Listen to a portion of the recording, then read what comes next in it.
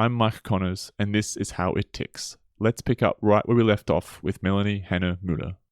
Now, you were involved in a recent study on income and wealth inequality. And actually, this is one of the reasons it took us so long to have this conversation, is because we were waiting for this study to be published. What Yes. did this study reveal about income inequality in Switzerland? Yes, exactly. So we tried to really investigate every possible data point there is in Switzerland on income and wealth inequality. And so what we could find is that there is a very stable income distribution over time. And we have data available going back to 1917. So over more or less 100 years, we find this great stability. And so on average, for example, top 10% of the income distribution, the top earners, they have always earned about 30% of the total income in Switzerland. So this is quite remarkable considering the various crises we have experienced, such as the World War II, the oil crisis, the financial crisis, or most recently also the COVID crisis. And so this was one major finding. Then a second major finding was that inequality in Switzerland, income inequality in Switzerland, is not only stable, because you could also have a stable inequality at the high level, but it is also remarkably low, especially before any redistributive measures. So before any tax redistribution. So this was the second finding, and then also what this is all good news, but there are also several aspects that are a little more worrisome. So, for example, we found that the perception of income inequality worsened over time. So nowadays, people experience or perceive income inequality way higher than it actually is, and they used to perceive it 10 years ago. What is it about Switzerland, do you think? What is it unique about Switzerland that really enabled Switzerland to be so consistent over 100 years? Yeah, so I would say also citing the recent Nobel laureate Acemoglu and his co-authors, it's always about the institutions. So it's a combination of a set of institutions. So on the one hand, we have the flexible labor market, which is definitely a key element. It ensures low unemployment rates. Low unemployment rates usually are correlated with lower income inequality. If you have a huge unemployment rate, then usually also income inequality rises.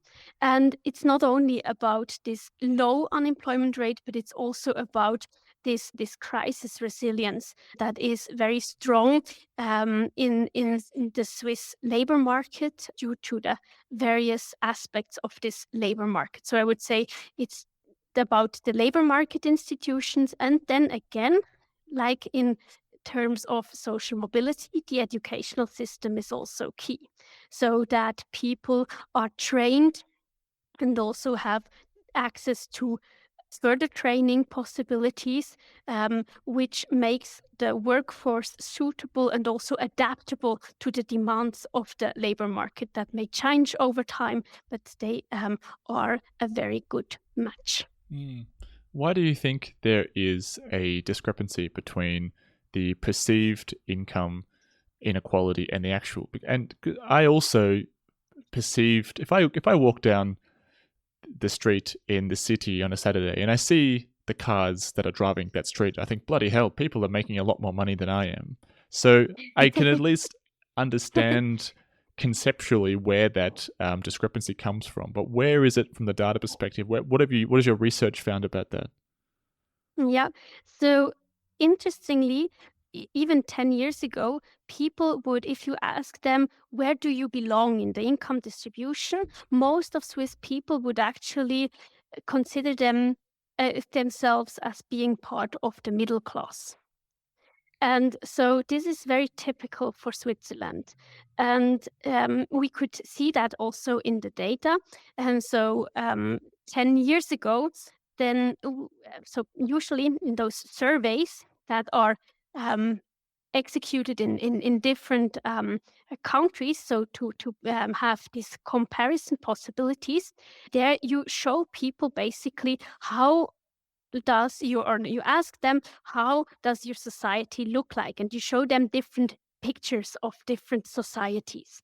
And so in Switzerland, you always had this big bulge in the middle, so where you really have this huge middle class, and then a smaller top elite and a smaller bottom share as well. So this was the number one picture that people tended to select always in Switzerland.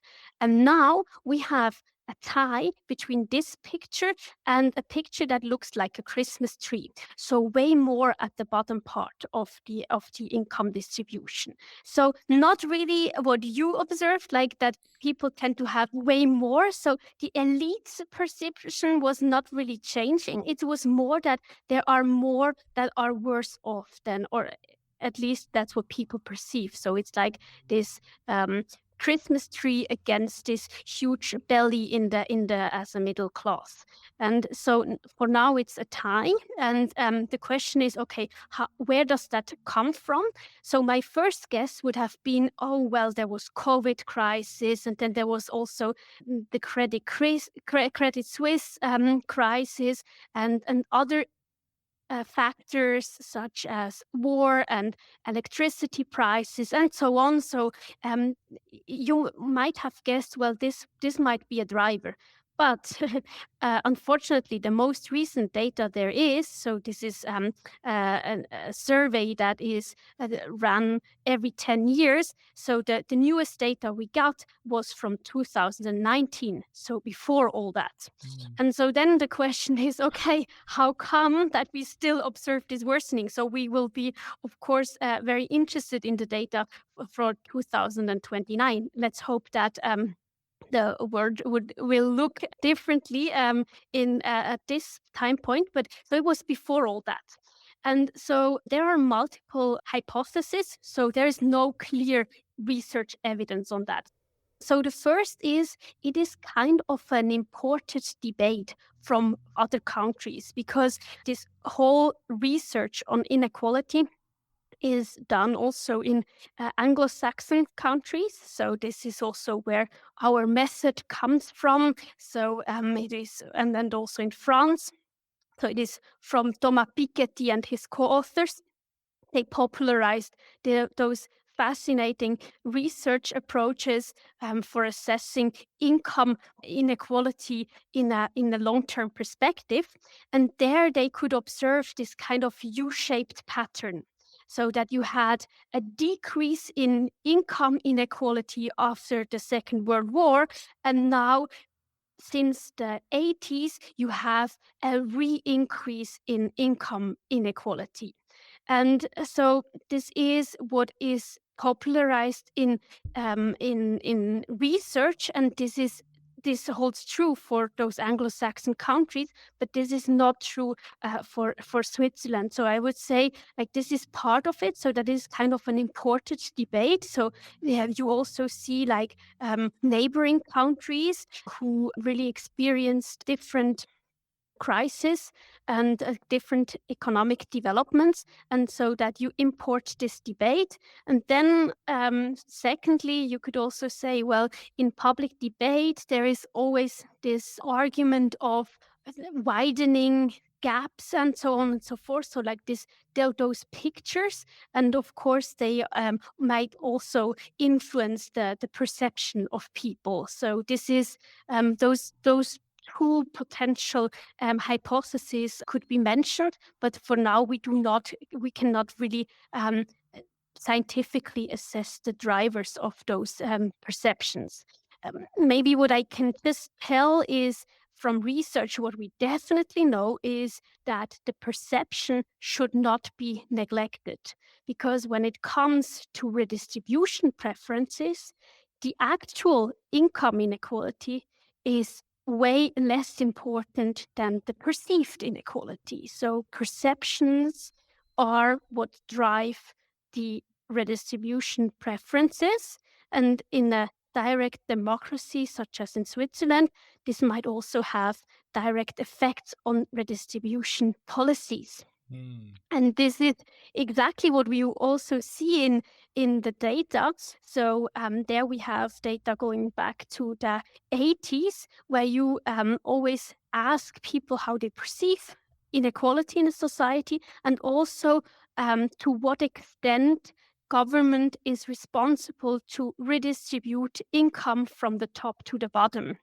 And you could observe now quite a substantial increase in the share of people strongly agreeing that government redistributive policies are necessary. So I would say, like, there is first evidence that not only the perception of inequality increased, but also the preferences for redistribution was aligned, and this is what would have been suggested also by research. Yeah, I guess it then would really be in the best interest of the government to properly educate people about this, because if there is a perceived gap which is different to reality, then people could potentially end up voting for things which are not necessarily the best for the country, just the perceived best, which could be different. Exactly, exactly. This is very important. So that, and this was also part of or one goal of our study. Of course, you can always read or interpret the data differently. So you could always say, well, even so, we have this amount of income concentration. We would opt for an even lower concentration. So of course, this is then up to policy. But what we want to provide is just the pure income distribution data, so that people can make their own mind and see also what the data looks like, and then based on that have their own redistribution preferences. How does Switzerland compare then? Which other countries did you look into as part of this research? So we compared it to France, Germany, the UK, and the US, and several more, because the great thing is that we apply the same research method as Thomas Piketty and his co-authors, and they built the World Inequality Database, where they have income concentration data for, I would say, now even every country worldwide. Wow. And what yeah, it's very fascinating what they built. And so we were kind of inspired to build our own little Swiss inequality database. And there you do not so we have the same income concentration data as he does for the overall Switzerland. But what we could then also investigate was the income concentration in the Swiss cantons. So that's why we call it the Swiss Inequality Database, so that we do not have only general Swiss level data, but also cantonal level data, because Switzerland is a very, very heterogeneous country. And so income concentration is very different in the canton of Zug than it is, for example, in Mm. the canton of Jura. How do you think tax plays into this? Switzerland being relatively low with the amount of income tax you have to pay compared to France Yeah. and Germany. Does that play a role in this? Well, that's interesting, because you could see actually that, for example, in the canton of Zug, where you have the lowest, and Schwyz as well, where you have the lowest tax rate in within Switzerland, you actually have the highest income concentrations. Why so? Well, richer people are actually more tempted to move to those cantons for tax reasons. But then what's also interesting is, on the other hand, they have the greatest share in the overall taxes paid in the respective Mm. cantons. So overall, for example, in Switzerland, the top 10% of income of the income distribution, they pay around 50% of the taxes. And in the 50%. canton of Mhm. Whoa. So it's a large Okay, we share. shouldn't be too angry at the rich people. We should be thanking them. Well, yes. Again, so this is like always those are the two sides of the same medal, right? Mm. And then in the canton of Zug, I would have expected, well, then of course this share is lower, right? Because you have low tax rates. No, but as you have a lot of rich people and then you have also a very progressive federal level tax, they pay 3/4 of the total taxes. Yes, exactly. No, the top 10% earners in Zug. Yeah. So so there you see, well, yes, tax policies, of course, have an impact on the income concentration. Well, and there is, in general, of course, also this lowering effect. So income inequality after taxes is, of course, in every progressive tax system lower than pre-tax income inequality. And this holds true as well for Switzerland. But if we compare it to our neighboring countries, for example, France and Germany, we see that after those redistributive measures, we are more or less the same. So we have more or less the same income inequality. What differs us is that we have lower inequality in market incomes. So before redistributive measures are taken, we have a rather already evenly distributed income distribution. And this does not hold true for Germany or France. They have way more redistributive policies. And so, in the end, after taxes, the situations look rather similar. So, we end up at the more or less same level, but they have way more redistributive measures in place than we do.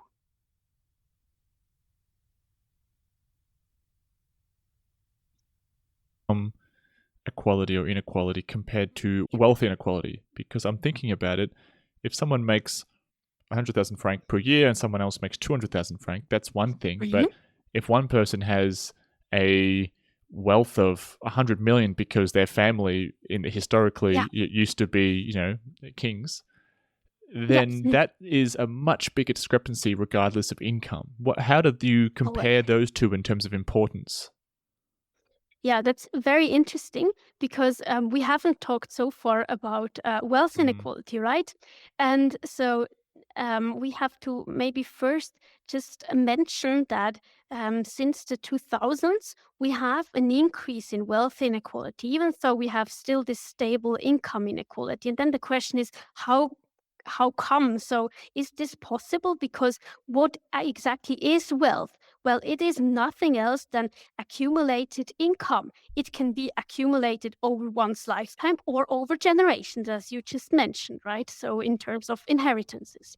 And so, what we observe is there is this increase in wealth inequality. And so, we were also looking at the literature investigating the drivers of this recent effect of this increase in wealth inequality, and we could find like there are two main drivers. So the first is there is this influx of wealth from abroad because of course Switzerland is very attractive for rich people, so you have this influx of wealth from abroad that also explains part of this increase in wealth concentration.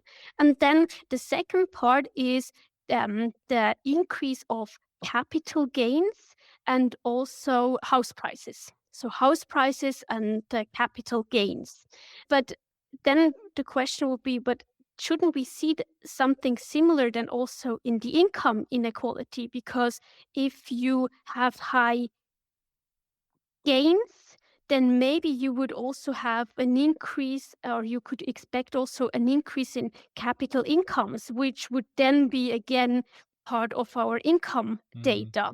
And this is not true. So, if you are looking at the share of private households' income, which is stemming from wealth income, this share is very stable at 10%. So there seems to be this discrepancy. So there is this increase in wealth inequality that so far has not been mirrored in the income inequality. And so now the question is, okay, what do we do with those different numbers, or how do we assess those two types of inequality? Well, what we can say is that wealth inequality is way more complex and also more volatile. So I just mentioned those capital gains. The question is, how will they behave in the future? If there are changes in monetary policies, how will that affect then the future development of wealth inequality? Then second point, how will house prices evolve over time? How does that affect then the development? And what you could say is that usually in the tax literature, to assess like this potential of paying taxes, like this your overall potential, so consumption potential, is usually easier to assess with income concepts than with wealth concepts, because it's so there are different types of wealth, and so it's difficult to derive them and distinguish them. So I would say income inequality is always a good proxy for overall assessing the inequality situation. But of course, you should always also take into account the wealth inequality situation. When it comes to wealth inequality, we have also kind of a data problem, because a taxable wealth is everything without the pension data. And in Switzerland, the biggest wealth for a lot of people, also in the middle class, are coming from pension funds.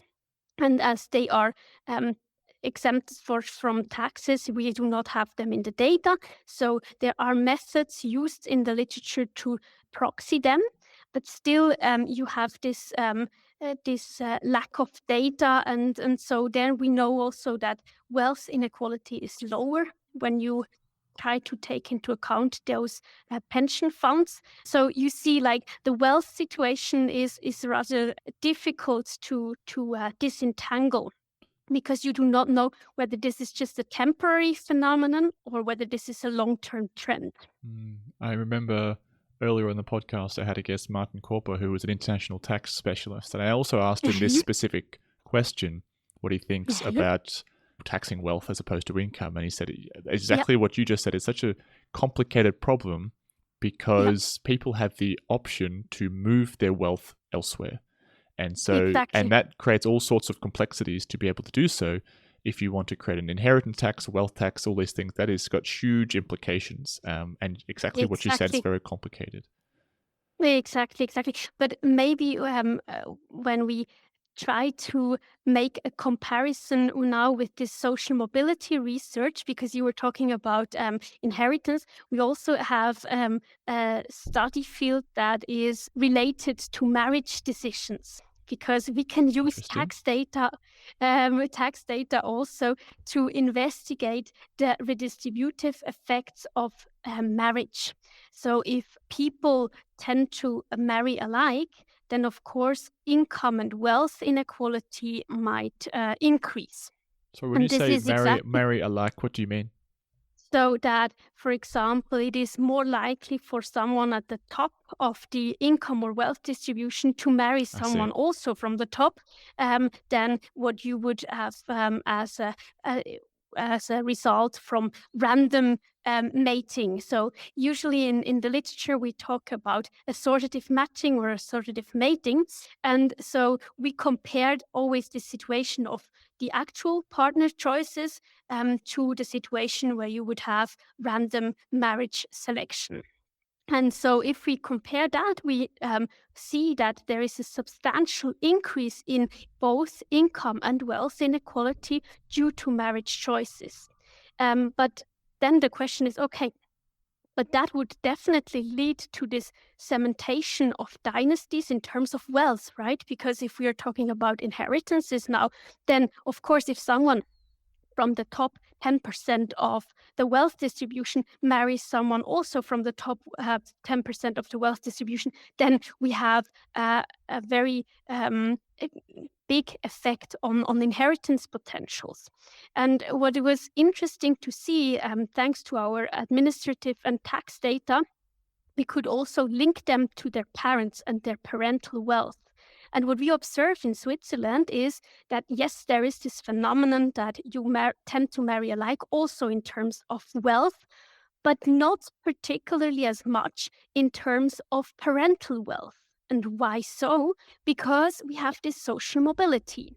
So it is the case that, yes, you tend to marry alike, but you also tend to move away from your parental background thanks to social mobility. So that's why we see no clear segmentation, or at least not a severe one across generations. Interesting. So if I translate that back to you, essentially what you're saying is, so I choose my wife, and there's very little discrepancy between our incomes. We're very similar, and our wealth. Exactly. Exactly. But I don't do something that's very relevant to what my parents did, and neither does my wife. So therefore, the chain doesn't continue through marriage because of the independence between people and their parents. Exactly. That's what makes social mobility even more crucial, right?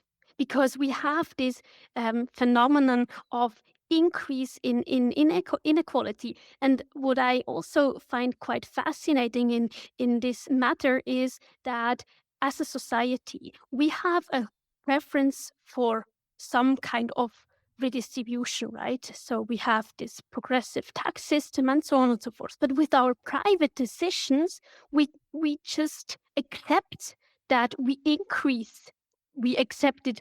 I don't know whether it's a conscious decision, but at least we have to take into account that due to our private decisions, inequality increases. And in another study, we even compared the extent of this effect, of this matching effect, and we compared it to the tax redistribution effect. And what we found is that up to the top 5%, this marriage effect that increases income inequality was even bigger than the opposite tax redistribution effect. Only for the top 5, the progression was so intense that this mating effect could be offset.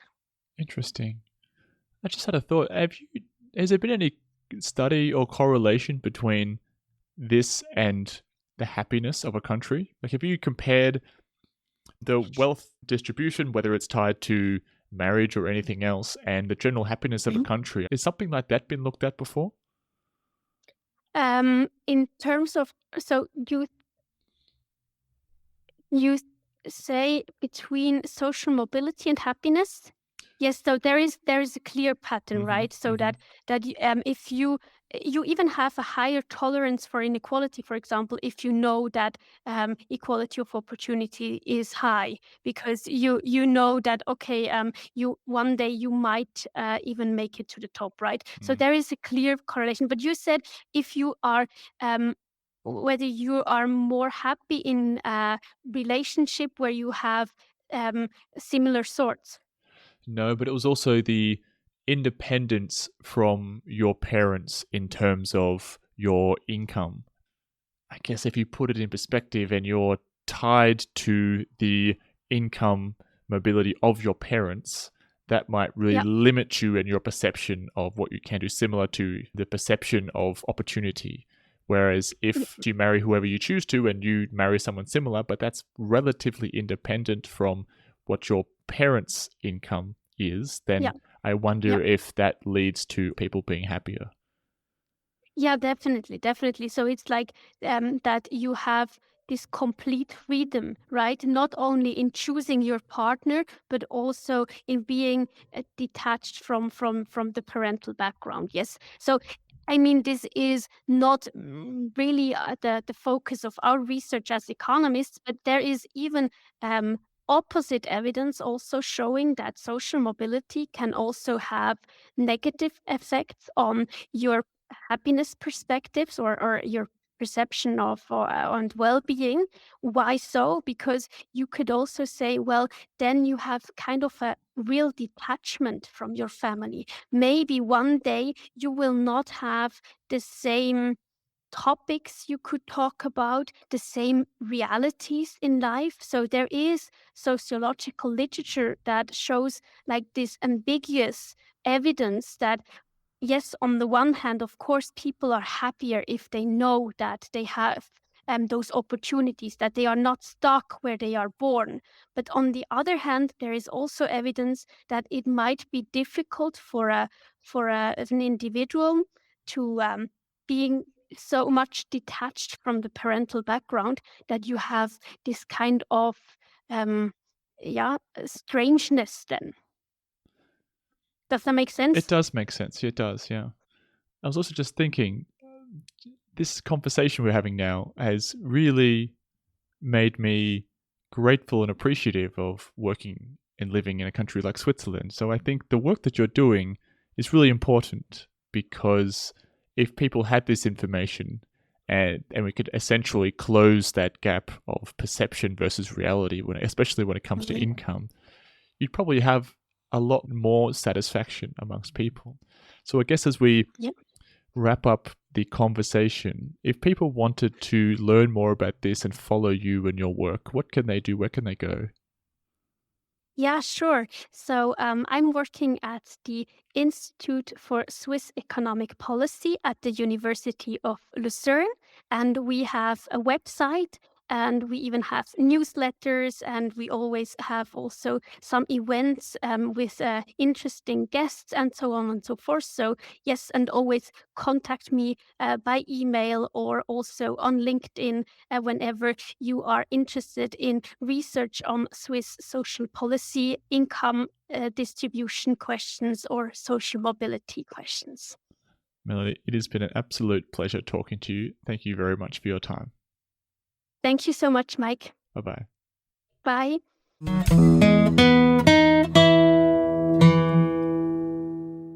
Thanks for listening. If you did enjoy the episode and you want to support me, it would mean a lot if you could rate the episode and follow the podcast on your favorite platform.